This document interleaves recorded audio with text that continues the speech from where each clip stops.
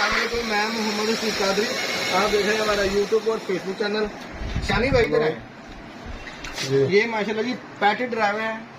अच्छा, ये खाली ये जानवरों में नहीं, ये बर्ड्स में भी काम आता है। जैसे कि हमारी पोल्ट्री हैं, शामूज हैं, इंडियन लॉन्ग टेल पैरट भी हैं। जब सर्दियों के सीजन में धूप नहीं निकलती, हम लोग हीटर चलाते हैं उनका टेम्परेचर मेंटेन करने के लिए, लेकिन हम पर्दा लगा देते हैं।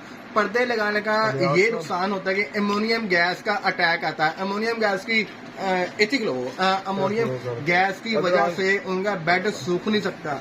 ये जो पेट ड्रायर है, ये पेट ड्रायर, ये आपको मुर्गियों का जो बेड है, जिसको हम चावलों का छिलका या तो बोलते हैं, या हम लोग नीचे तूरी बिछाते हैं, उसको ये सुखाने के काम आता है। अब ये थोड़ी सी एक्सपेंसिव चीज है, इतनी भी नहीं है कि कोई बंदा खरीद ना सके। मेड इन चाइना है। ये देखें, इसका फायदा ये होगा कि इसका प्रेशर देखें, हीट एंड कूलिंग सिस्टम दोनों मौजूद है। इसके अंदर हीट भी आती है, कूलिंग भी आती है।